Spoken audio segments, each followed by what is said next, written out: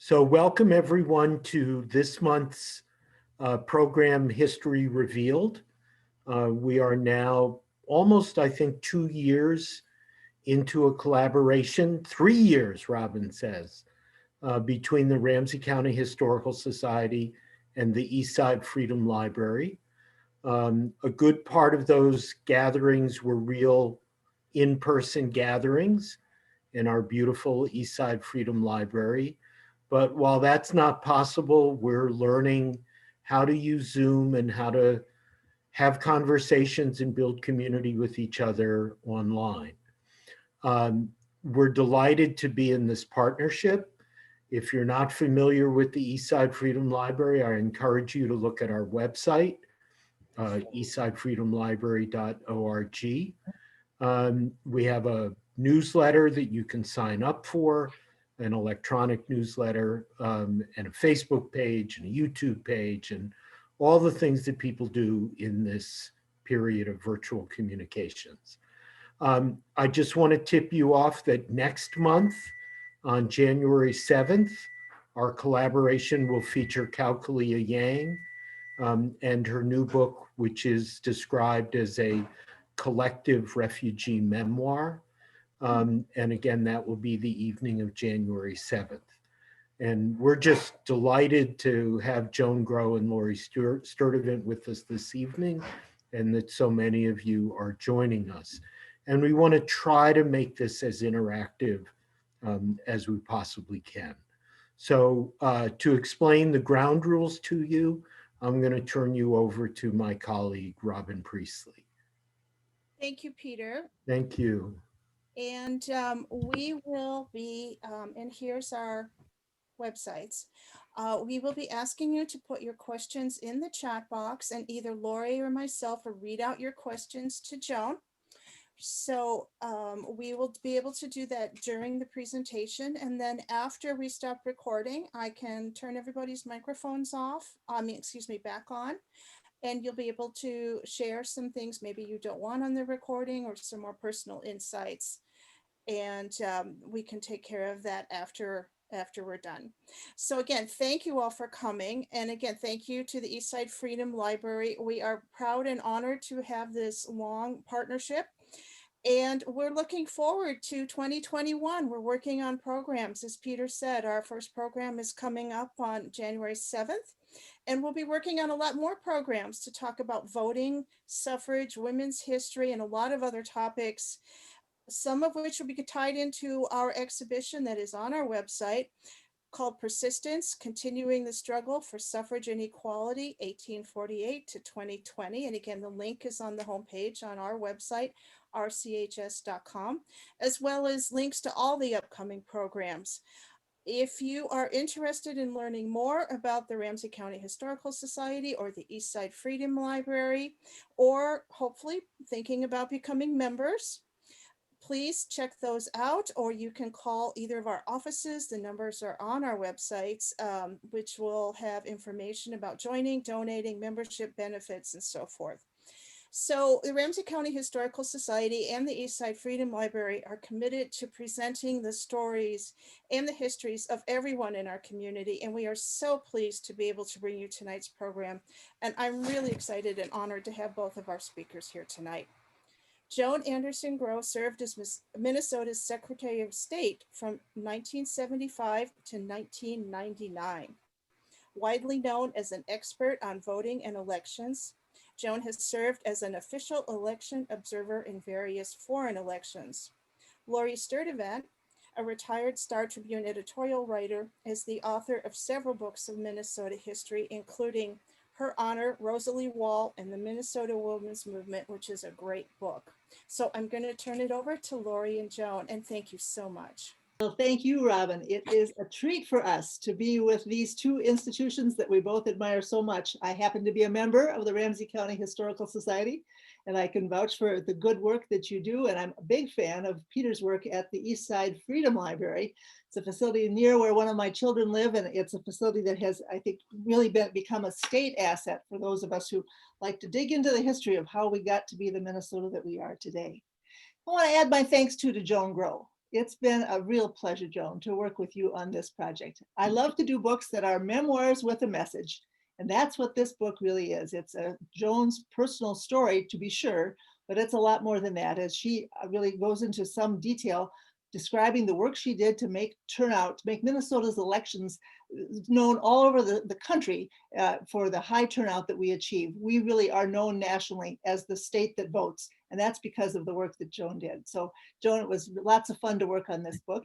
Joan, I'd like you to talk about how this project, how this book came to be. Well, I think I was very fortunate that you were retiring at about the time this project started. But over the years, I thought about writing something. And if I was talking to a group, they'd say, "Oh, that's a great story. You should write that down." And I'd say, "Yeah, I should do that, but I can't get quite organized." And then Lori, in conversations with the Minnesota Historical Society, they agreed they wanted to put a book out in time for the celebration in August of women's suffrage. And so Lori asked me, and I looked at her and said, "Yes, let's do it." And I must say, we did it really quickly and under a great deal of pressure, and luckily had pretty much our joint finished project ready before we were locked down because of the pandemic. And then of course we all worked from home, but it was quite a journey, and it would never have gotten to print form if it weren't for Lori's organizational skills and her ability and her knowledge about how do you put a book together. I'd never written a book, didn't know how to begin. And she said, "This is what we're going to do." So thank you, Lori. Well, you're very welcome. It was fun. And while we're giving thanks, let's tell the folks that your mother, who's been gone from us for quite a few years now, played quite a role in this project. Joan's mother, who was called Brownie by all who knew her, that was a play on her maiden name. Yes. Brownie kept great scrapbooks. And Joan saved these great scrapbooks, clippings galore of all of Joan's public career. They stacked here in my home office, about 4 or 5 deep here for quite a while, and they were invaluable. So as I said to her, Brownie almost deserves her name on the cover of this book. She did such and she would never have dreamt that that's what was going to come of it, but it saved us a lot of running to the Historical Society, if you will, and a lot of research to just look at, as my kids would say, look at grandma's scrapbooks, and there it was. So anytime she saw my name, it went in the scrapbook. Not necessarily dated or labeled, but that was up to us to figure out. Well, she did all right. Yeah. Well, the title of the book, Turnout, was the brainstorm of Ann Regan, one of the editors at the Minnesota Historical Society Press. And we're grateful to that because it really does, in one word, crystallize what has been the emphasis, the goal of so much of your public work, Joan. But your interest in civic affairs and in participatory democracy really precedes your being in elective office. Tell us a little bit about that. Where did you get your ideas about what government's role should be and people's participation in government? Well, I think it came from several sources. When I was growing up in a small town, Buffalo, Minnesota, which was a very small town at that time, my dad was the mayor. And while I didn't pay a lot of attention to local government, I would hear him on the phone because people always call their local officials at dinner time because they know they'll be home. And so I'd hear him discussing issues with people who lived in town or surrounding the town and about plans and what was needed. And so I somehow got this idea instilled in me that that's kind of what you do. You help your town, your community. And that's what my dad did. Now, of course, at that time, I had never seen or heard of a woman in public office. And that was, I guess, to be expected at that time. But then I went to a state school, and I know the tuition was affordable for us because of the state support. I'd actually thought about one of the private schools, and we didn't quite have enough money for that. So I was perfectly happy there. I graduated with a teaching degree, and I got married, and I married a man who, oh boy, we were 20 years old, who was a senior at the University of what is now the University of St. Thomas. And so I taught and put him through his senior year of college and then through law school. Well, I know that you hit a rough patch early in that marriage, and that also shaped some of your thinking about government in a lasting way. Tell us about that. Well, I discovered we now had 3 children, young children, each born a year apart. And I discovered as he was trying to practice law that he had a severe alcohol abuse problem, and he was physically abusive. Now, I had grown up in this isolated small town, and all of that was like foreign to me. I don't think I'd ever heard the word alcoholism, and it wasn't spoken about primarily in those days. But I ultimately had to pick up my kids and leave. And because I'd let my teaching certificate expire, I couldn't get a job in the public schools right away. So I ended up being employed by a nun over in St. Paul who taught, was a principal actually of the school for exceptional children in St. Paul. And she paid me $300 a month, which was fine for 4 of us to live on if you didn't, do much else. And that worked out well. I think I started in January and then I went back to the U, renewed my teaching certificate, and got a job at the public schools. The problem was between May when school let out and September when the public school started, I had no income. And I looked into finding some kind of a summer job, and I couldn't find anything that paid enough to even pay the babysitter. So I went on what we called in those days AFDC. And it was my first experience with a government agency like that. And while I was just embarrassed about being there and mortified that they'd have us standing in line waiting to get bulk grains from the shop where they had their headquarters, that's what I did for a summer. And if it hadn't been for that, I don't know what we would have done. We would not have survived that summer. I mean, we would not have had the place to live. Then in the fall when school started, I earned a big salary as a teacher in the public school, and that was the end of it. But that lesson stayed with me for so long about the fact that you never know what circumstances you're going to find yourself in, and you might need to depend upon government for some help. Joan, I remember you first told me that story in the summer of 1983 when I was assigned to cover the US Senate race in 84. Yes. You were already a leading candidate for that office, for that race. And you decided that it was time to go public with this story. And I remember how you emphasized, this is how I learned that government has a role to play as a safety net for our people in our society. Thankfully, that episode was short-lived for you, but the lesson lasted, didn't it? I think it really did last, although, I didn't want anyone to know about it at the time. I was embarrassed and I thought, my word, what's happened to me? But I realized later, and as I, became more involved and more on my own, I realized that you just never know the circumstances of people's individual lives. And if we can help people when they need that help, whoever they are, wherever they are, they'll turn out to be tax-paying citizens, which I have been then the rest of my life. So right. that's a good lesson. That is the case, that most of the people who are on welfare still to this day in Minnesota, now called the Minnesota Family Investment Program, Right. Most of them are on for less than 2 years, Yes. and most of them don't return to the program again and go on to productive lives. So that help really makes a difference. Well, in your case, you did remarry. You moved to first one suburb and then another, and I think you had a little stint out of state there too, and then got very involved in the League of Women Voters. And I can't say enough about the role that the League of Women Voters played in sort of being the bridge between the old suffrage movement of the 19-teens and the second wave women's movement of the late 1960s and early 1970s. You joined the League at a very propitious time because things were taking off for women and for women running for office. Tell us about that. Well, I love the League. I mean, it was an opportunity to study government, to study issues, to be with women who were all interested in learning, and we would go to the state capitol and lobby. And I mean, it was an exciting time. And it was just in the early 70s, really, late 60s, early 70s. And women were just starting, I guess, what you call the second wave of the feminist movement. And so we're looking for equality, to right some wrongs, I guess.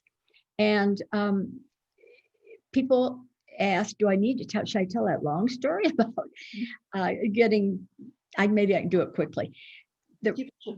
I'll keep it.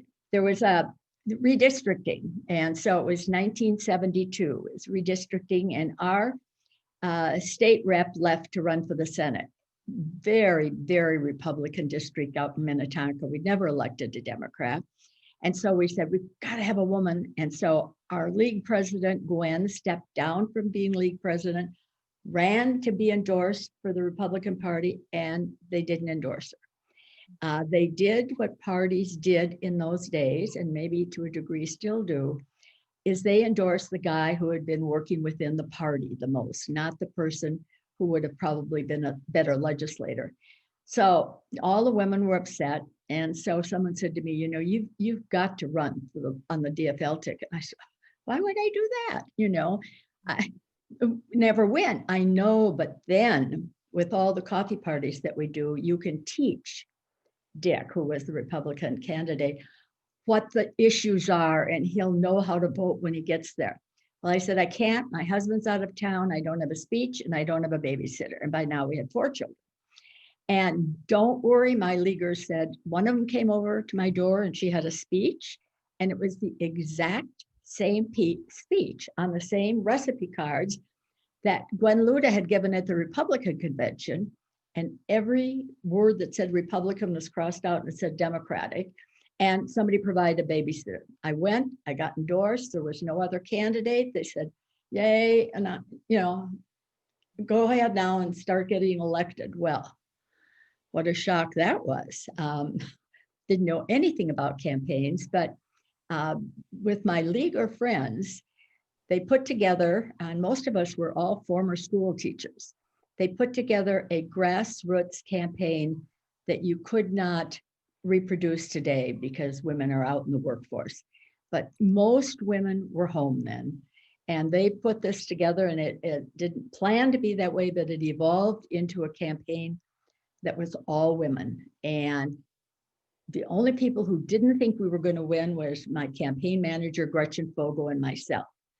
All the workers thought we were going to win. And we did end up winning. Yes. And you did, and you won a solid victory. And it's really, that's one of my favorite parts of the book, to describe how grassroots politics, this of course was 48 years ago, but grassroots politics driven by energized women really worked then. I'd like to think it still does.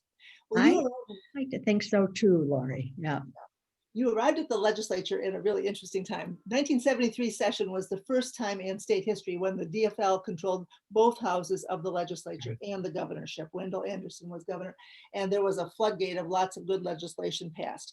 You were the sponsor of the open meeting law, which is a bill a law that we still live with today. It made a big difference in the way both the legislature and local governments operate. And you voted for a bill that played in your decision to run for Secretary of State, the first statewide election law the state Minnesota had passed. Tell us about that. Well, the bill was huge. I mean, in terms of what it encompassed, it was required voter registration throughout the state of Minnesota. And prior to that legislation, multiple parts of the state didn't require any voter registration. You just walked in your polling place and signed your name. It also allowed people to register by mail, and it allowed for election day registration. It was a mammoth, huge bill. And I was so excited about it because it were all the things we talked about when I was in the League of Women Voters. So I was very excited. And towards the end, as the bill was coming down for a final vote, I noticed that the Secretary of State was lobbying against it. And I thought, now, why is he doing that? He's in charge of elections. He should be promoting this. And then when the legislature passed it, he kind of lobbied Wendell Anderson to veto the bill. And I thought, this isn't right. This is the person who's in charge of elections. And he should be promoting this, helping to implement it, doing everything he can. And that was one of the first, I guess, inklings I had that, boy, if I had that job, I would certainly do something different. So I decided to run. Well, you did, and you ran in a very propitious year for DFLers. 1974 was the Watergate year. Yes. And turnout was really down. 200,000 fewer Republicans voted in 1974 than had in the previous midterm election of 1972. So, or 1970, I should say. So you won, and so did a lot of other DFLers up and down the ballot. The legislature's DFL Right. ranks hit their high water mark to this day. And you were seen quickly as a rising star. So much so that you then are being recruited heavily to run for the US Senate in 1984. And I remember your arm didn't have to be twisted really too hard, did it, Joan? Oh, no, it didn't. I had been in office for many years. I had traveled the state. I'd been elected statewide a couple of times, and people talked to me about running for the US Senate. And I toyed with it, and I finally thought, well, this is the opportunity. So in 84, I decided to take that on, and I knew it was an uphill battle.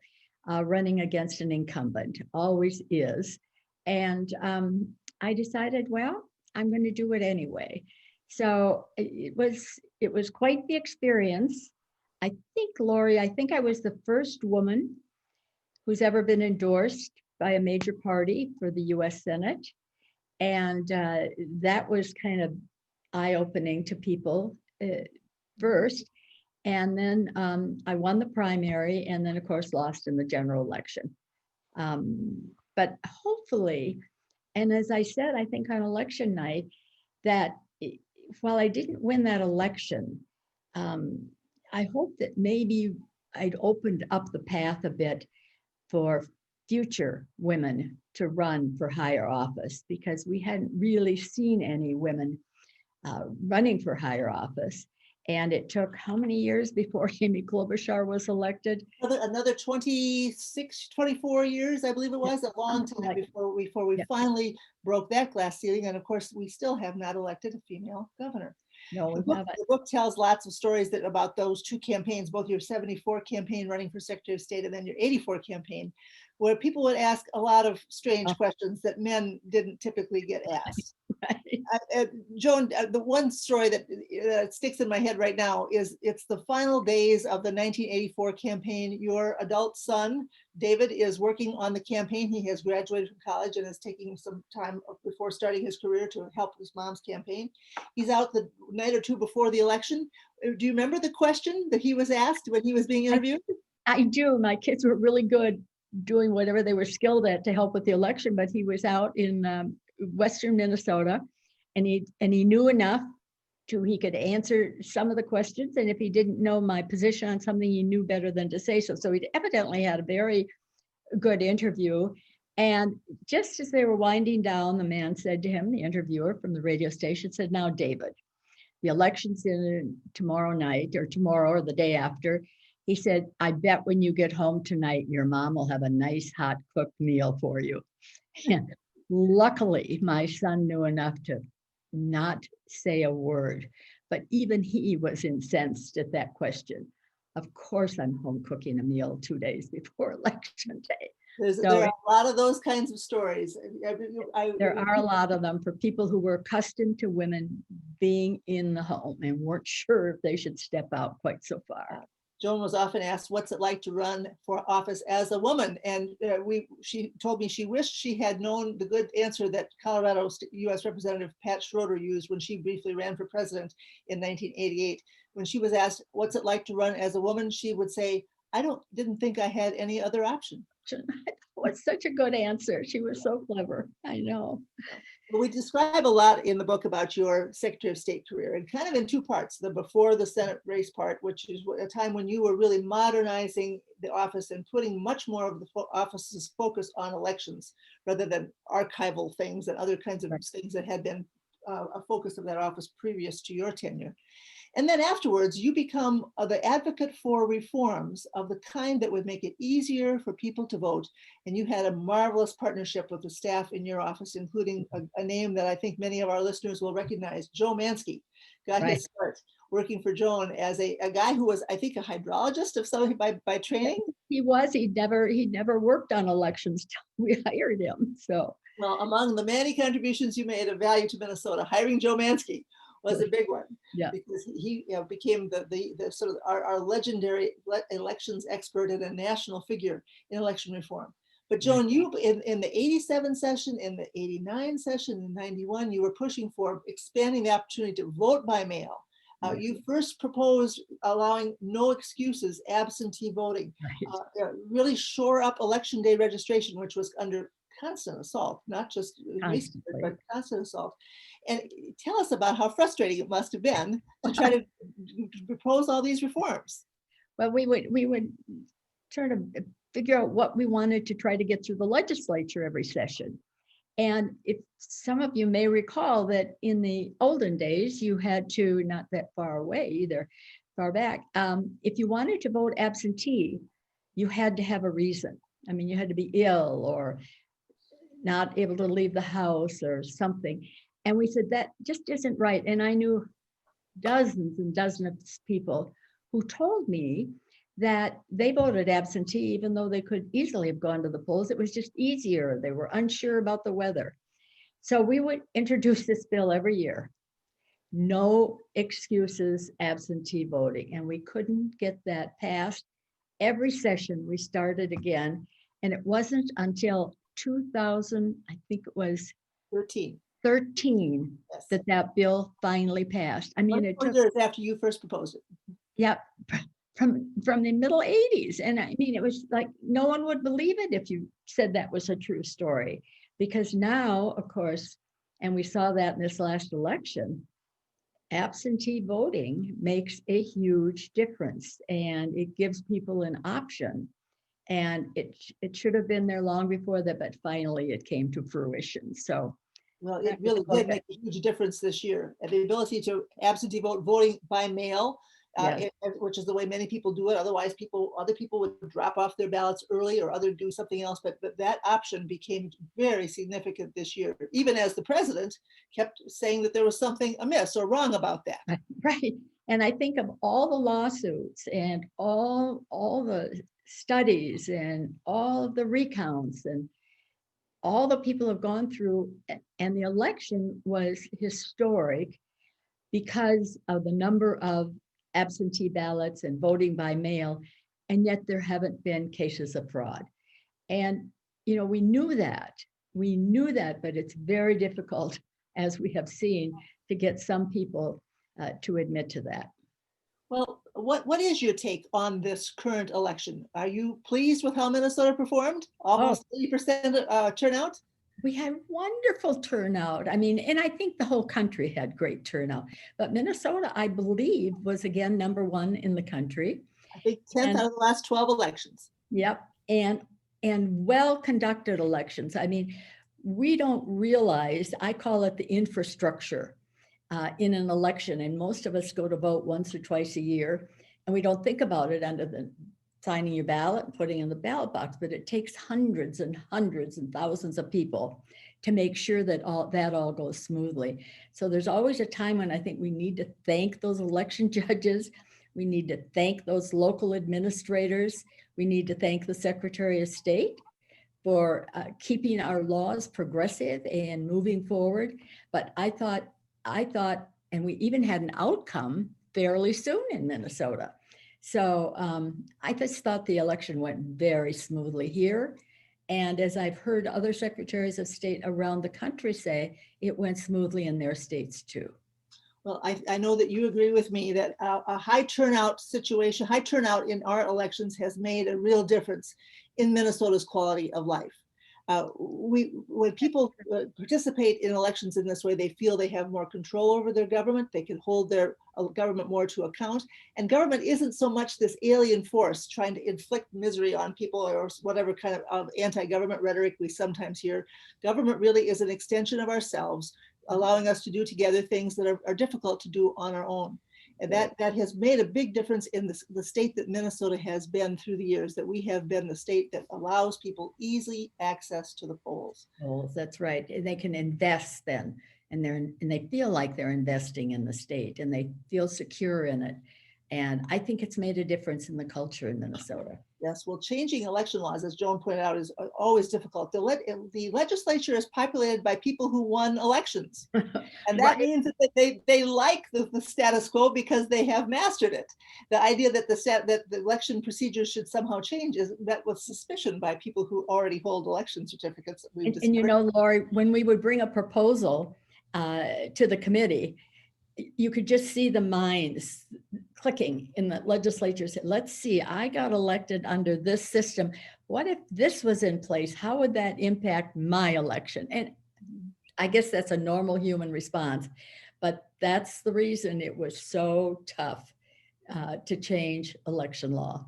Well, and we've had now 3 governors in a row that have said that they will not, maybe it's 4, I can't go back to, I think Ventura might have done this too, said that we have to have bipartisan agreement before any change in election law could come. And bipartisan agreement on election laws has become very hard to come by in recent years. Impossible. Yeah, we have one party that's willing to engage in vote suppression. Yeah, that's right.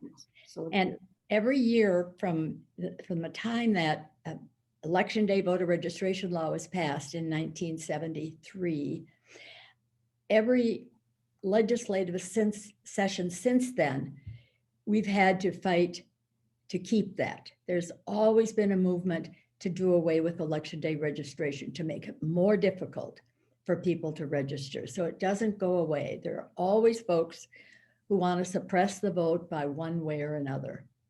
I know you and I are very interested in the notion that there should be automatic voter registration. Yes. That rather than having people to take an affirmative action to be registered, that happens automatically when they acquire a driver's license or do other kinds of business with the state. There are quite a few states that have got this now, and Minnesota is, which has always a good reputation when voting is concerned, Minnesota is lagging behind in that innovation. We are lagging behind, and we used to always be the first one. I can remember going to conferences and they'd want me to speak about something, or I can remember Joe being asked to go talk to election directors about the new system of computerizing elections. And now we have, just from the struggle of getting new legislation passed, we are not the leading progressive state on elections anymore. So if we want to continue to feel proud and enjoy the benefits that we have enjoyed of high voter turnout, we're going to need to up our game a little bit in coming years. I think so. I think so. All right. Well, we're ready for some questions from the chat function. And so I'm going to see if I can find one. And maybe I don't. And so maybe we'll ask for Peter and Robin to chime in with some questions that they may have in mind for us. Please use the chat function on your Zoom screen down at the bottom, center bottom of the screen to pose a question to Joan or to both of us, please. Well, let me start with the question. What do you think about this political climate that we now find ourselves in? What does our history suggest to us about how to navigate our way through a president who is challenging the validity of the elections and encouraging people to question the legitimacy of the whole process? What can we, this is a history program, history revealed. What can we learn from history to help us navigate this challenge? Well, I think we're gonna, have to hope that when this president does decide to leave office, and he will on January 20th, that we're hoping he just kind of quiets down a bit. I think he's been very prone to getting people excited, to talking about false issues. And I've never seen this state or this country quite so divided, quite so angry. I said to somebody the other day, I'm so glad I'm not there anymore, because we always had Democrats and Republicans, but we got along. I mean, we used to sit next to each other. We co-chaired bills with them. And now everything is so partisan that it's very difficult to function in that kind of a climate, as we have seen from watching our legislature. I think there's some hope. Joe Biden keeps saying he wants to bring the country together. He wants to try to, salve some of these wounds. And so far, I think his cabinet picks have been good, and there's no one who's going to go out and do anything rash. I just think we have to hope for the future and perhaps individually start to think more kindly about the opposition. I mean, it's sometimes I wondered how people could vote for Trump. I really did. And then I realized, well, they may have something in their life, or it may be a real reason. And I think we need to get over those, and we need to look ahead and look forward so that we can continue to have a decent democracy functioning. Peter, Joan made the point earlier in our conversation here about what local enterprises elections really are. In Minnesota, it takes 30,000 people, many of them very low paid, one day only employees, volunteer or virtual volunteers, to run an election. That means that an awful lot of us know someone who's an election judge, or had a relative who used to be an election judge, which is the case with me. There's a personal connection to all of this that I think tamps down, at least in Minnesota, given this decentralized, very hands-on approach that we use. In Minnesota, it's hard to claim that there's something really badly amiss with our elections.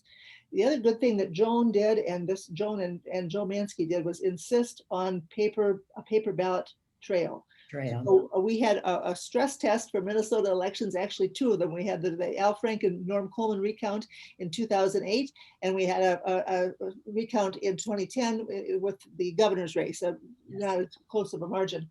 But those recounts really proved the value of paper ballots scanned by machine on election night, and then scanned by human beings looking at the ballots through a recount process. There's not much discrepancy. We have recounts, automatic recounts, all the time in legislative races that are close. Very seldom will a recount overturn the result in Minnesota. The fact that we have that history, I think, gives Minnesotans confidence in their elections. I see a few other questions now here. Let's see if I can read them. Joan, can you share a bit about some of the foreign elections that you witnessed? I think there were 7 of them, weren't there, Joan?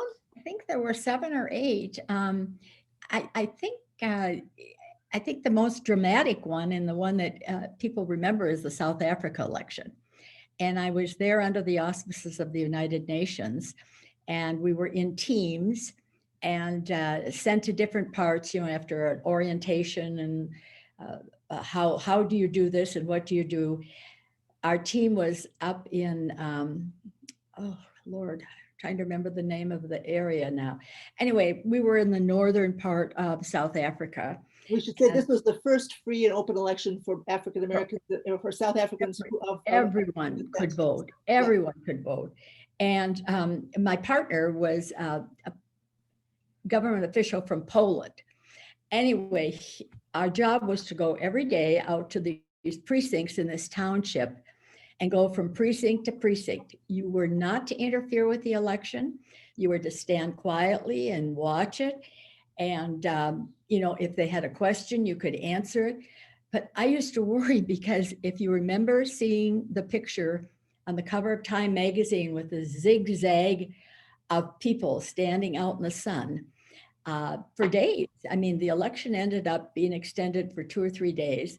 And so I would go out and walk down that line of people and say, now don't worry, there's going to be enough ballots, you'll eventually get there. It was such a slow process because so many of the people could not read.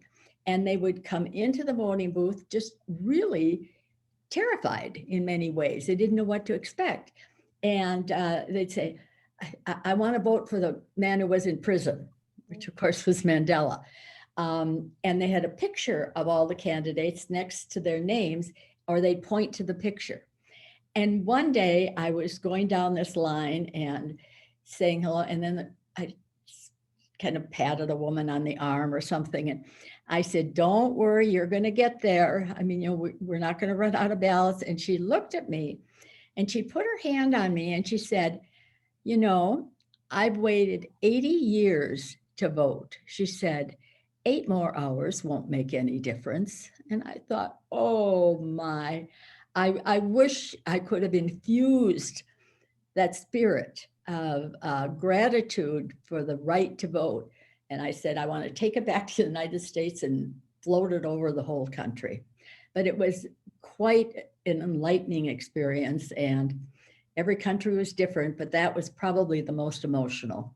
Well, and you did come back and told those stories. I found those in the Brownie scrapbooks, the stories that got some attention, because we all were impressed that, Minnesota elections are considered so good that the chief elections officer from Minnesota was a easy ask whenever the UN wanted some election observers to go to a foreign country and participate in that. And those exercises had value in terms of the amount of aid and other supports that would flow to those countries if they were able to conduct elections in such a way that an observer like you would find them valuable. That's right. Then their aid might come from the United States. So yeah, it's quite an experience. I spy a question in the chat function that I used to get when I would be out traipsing around with my most recent previous book, which was with Dave Dernberger. It's a question about the future of the Electoral College. Do you think it should be abolished? Dave and I would always disagree on that one. And I don't know what your position is, Joan. Well, I think it should be. I think it's. Right. I agree on that one then. Oh, good. We do agree. I guess we've never talked about it. I think it's long outlived its original intent, and I think it should be. I'm unclear, Laura, you probably know where the status is of a project that's going through to try to change it, but National Popular Vote Compact. So people know what that is. It's an agreement that the states through their legislatures enter into to promise that this legislature will send electors to vote for the winner of the national popular vote, regardless of how the people in that state voted. Okay. That has stopped, ground to a halt, because Republicans control a majority of state legislatures in this country, and Republicans hate this. And I'm not sure it would stand up in a court test, to tell you the truth, because what you would be saying, the legislators would be saying, we're going to disregard the will of our own voters and go instead with the will of all the voters in the country as measured by the national popular vote. That might stand up in court. It's an idea that certainly many people think has merit, but it's troublesome. I think it would appall the people who wrote our Constitution to learn that 230 years on, we find it almost impossible to amend that thing. Right. There are many amendments of the Constitution I think would be an asset to us right now, and especially with divided government in Washington, and when these constitutional proposals for change are resisted strongly by one of the major parties, it's really difficult right now to pass a constitutional amendment. And yet, what I would always say in those meetings with Dernberger, as he would defend federalism, I would say, imagine a situation which we could have had this year, with the popular vote going to Joe Biden by 5 million, 6 million. It did go to him by 6 million. But you could imagine a situation where he won the popular vote by that large a margin and still lost the Electoral College because of the way the votes distributed themselves among the states. Yeah. Imagine then what Inauguration Day looks like when you have a minority president being inaugurated for a second term, especially one who is as polarizing as Donald Trump could be. And what does the national mall look like, folks, when that's the case? And how do we feel about the way our country will hang together? Sometimes people would ask me, have we ever seen this country as divided as it is right now? And I would say, yes, in the 1850s. Think about that. That's right. So I'm thinking that some action should be done with regard to the Electoral College. Yes, some kind of abolition or major reform. Yeah. And I think people feel a constitutional amendment, it just becomes impossible. It's become so difficult. Well, in the ERA, which is part of the story of the book, is another case in point. Right. Joan's first speech on the floor of the Minnesota House was for the ERA, and thanks to Brownie's scrapbook, we found the text and were able to quote from it. So yeah, it's great. That's right. My mother would be thrilled. No, but you know, it's notable that you in 1973 in January gave your first speech on the floor of the legislature, and it happened to be on the very day that the Roe v. Wade decision came down. Yes, it was. You spoke a few hours after that, so it was January 22nd. We know the date, and yeah, and we're still waiting for the ERA to be ratified. We're still waiting. Yeah, So progress is hard. Robin, do you have a question that you can tee up for us here? Yes, I do. There's two related questions on how to restore or enhance public trust in the election system. And again, talking about there are always claims about voter fraud and there's never any proof. So those two questions about how do we restore trust in the election system and lay some of these claims to rest? Well, I think transparency in the system is one, and having elected officials support the election system and not doing all these Trumpisms that we're hearing around the country. I mean, they've had testimony from different secretaries of state, even Republican secretaries of state. The Georgia one, Secretary of State, has been really firm about, we don't have any fraud. It has been a fair election. That helps. And then I think, as Lori, the perfect example is you do a recount, and if you have a paper trail, you can't really dispute that. You could sit and look and count, and you're going to get those same numbers. And I don't know what else we can do. And her point about, we all know someone who is an election judge or was one, and they are just doing their best job. And I think we don't question anything else that way, but we just have to have our faith in the fact that we have elected the right public officials who will carry those duties out faithfully. There's a related issue to all of this that it comes to my mind as we're thinking about this. One of the fraud claims that is made is that illegal or undocumented immigrants are voting. The penalties for doing so are so great, they would be deported so quickly, and you know that it's hard for me to believe that people go to any kind of effort to do that. Nevertheless, we need immigration reform in this country. Yeah. We shouldn't have a country with 12 million or however many it is undocumented people living and working and being part of our communities. If we could do immigration reform in such a way that we could regularize those folks, yeah, we'd be in a much better place to feel good about the participation of all of us in the electoral process. The other change that has been teed up in Minnesota and many other states is allowing people who are felons but are no longer incarcerated to vote. Minnesota has some of the longest probationary periods post-incarceration in the country. It's part of our strategy of keeping prison time kind of down, but keeping some sort of a string on an offender longer than the prison sentence would be. Many states have said, once you're out of jail, you can vote. North Dakota, next door to us, has said that for many years. Minnesota should do that too. Yeah, that's a big reform that they need to work on. Yeah. So some of the other reforms people are talking about in the chat are ranked choice voting, jungle primaries that take place in California. So what do you think about those, and what a combination of those two, maybe in a primary election? How do you feel those might work here? Well, Joan, this is one I know Joan and I do disagree on, because I'm a fan of ranked choice voting and she is not. Why don't you go first, Joan, and explain your position? Well, I just never understood the need for ranked choice voting. I understand that people should win an election, I guess, with the majority of the votes. But, and I think we need to support independent parties in a fashion that if they're a legitimate independent party and get a certain number of the votes, they need to be recognized, which is what we do. But I just, and I live in Minneapolis, which I think was the first community to adopt ranked choice voting.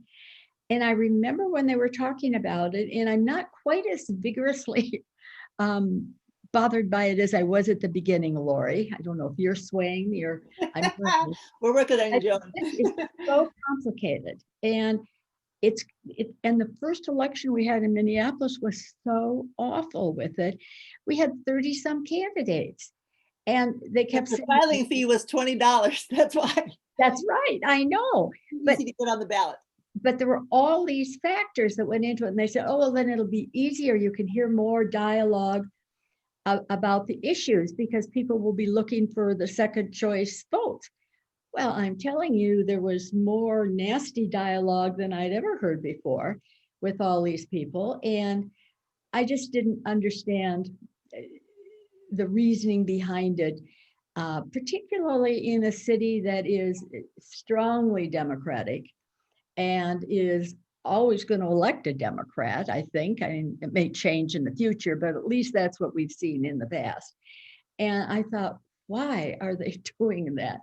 And I remember talking with Mr. Mondale at the time, and we decided we were just old and out of date because neither of us could understand why they were doing that. Well, So- my good friend Arvon Fraser was right there with you, but Don, her husband, and I, this made for good dinner party conversations. Don and I sided up with the ranked choice voting side because that's a way to have multiple candidacies and multiple voices and still get to a majority rule result.